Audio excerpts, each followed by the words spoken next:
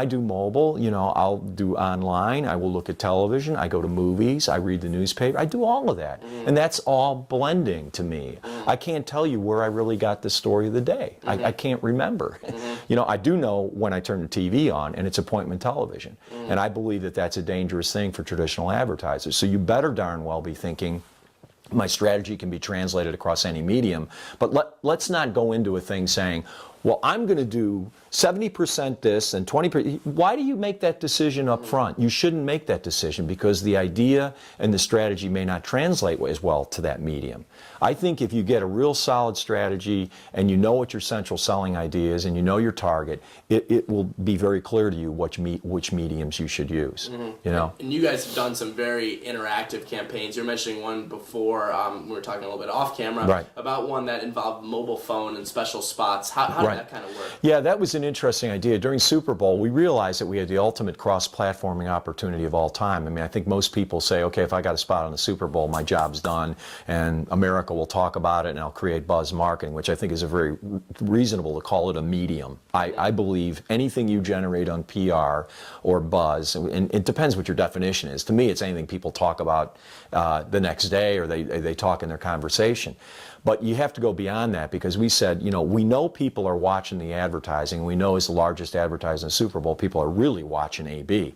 So, okay, let's get our dedicated user base, people that are registered their email address with us at Budweiser.com. We had about 250,000 people.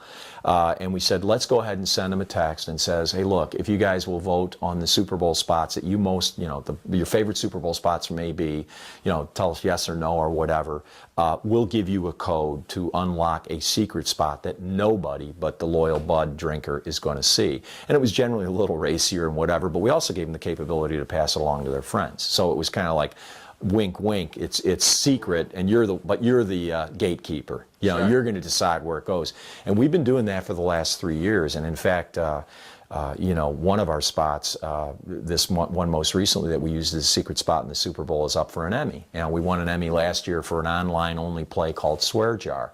And this year we have one called Magazine Buyer, which is up for an Emmy, is great online, but it was done as a mobile app. And so you start to realize we did that, and we got complete participation from our dedicated customer base, and then from there on it's hard to track who it went to, but we knew we were getting a buzz for it because you start to see the pass along value, and as you know probably better than I, you can track it to a degree and then it goes off. We really believe that was a way to take our content and exponentially share it, but also get extra benefit for it.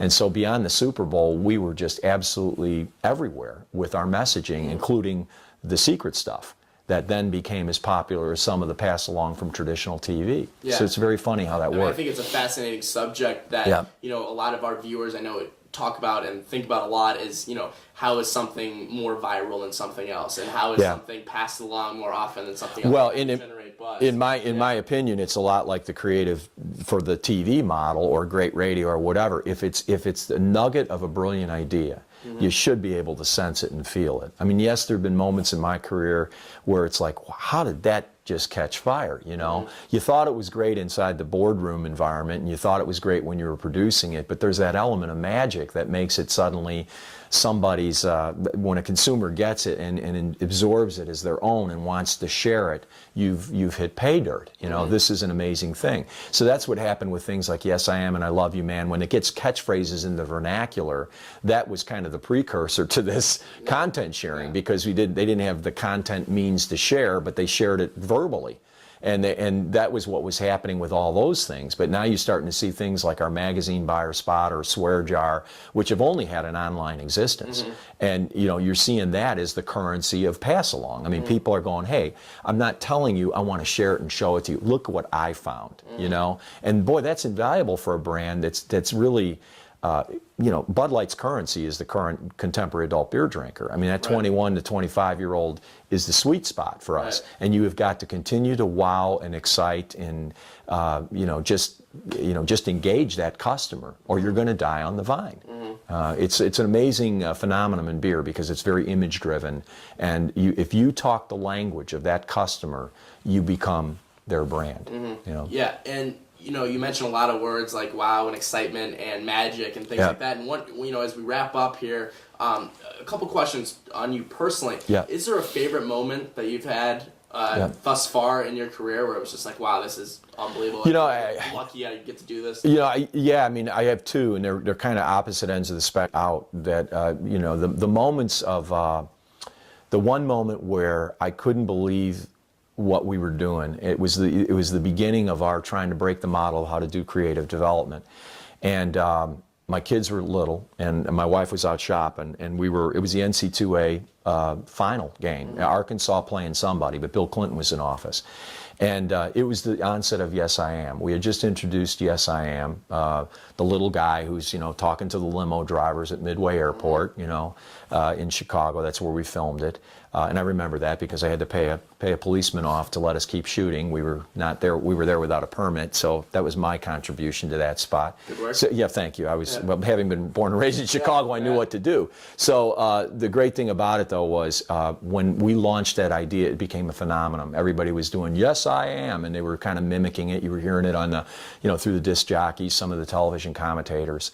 Well, when the NC2A final game came, I missed it, and August called me at home, young August the 4th, and he says, Bob, did you see it? Well, subsequently I saw the tape. What was happening was CBS actually had Bill Clinton at the West Wing of the White House come out with a basketball and go, am I going to, and I think it was New Orleans, am I going to New Orleans to go see Arkansas play in the NC2A, final championship game? Yes, I am. And this is the President of the United States. And I guess August said he dropped his beer. He was so surprised. He was watching with some of the folks at home. He called me and he said, do you believe what just happened? So I quickly kind of retracted. I think I was videotaping the game at the time. That shows you the old technology was videotaping. Sure.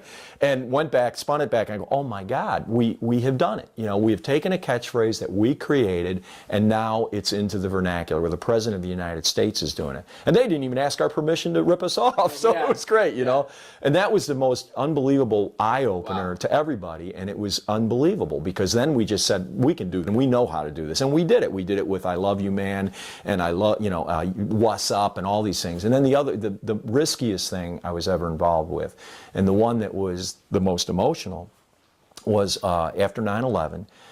We saw a storyboard, no more than 4 weeks after 9/11, because we were getting ready for Super Bowl. I mean, Super Bowl was still going to happen a couple months after 9/11, and we had to go shoot, 10 different commercials for Super Bowl. And the idea came to us from one of our agencies about the Clydesdales coming from the countryside across the Brooklyn Bridge to Battery Park and bowing in the memory of the fallen victims of 9/11. It was a beautiful storyboard, and it was only about 6 frames, but you knew this could be very powerful. And I said, no, we can't do this. I said, it's too close to home. I just, it would make you cry. It was so unbelievably emotional just to look at a storyboard. And the guy said, yeah, you're probably right. This was our agency. Well, August wasn't in that meeting, but I saw him that night. And we were getting nervous. It was like, okay, what do we have creatively? And I pulled the script out at the last minute. I showed it to him, and he starts to cry.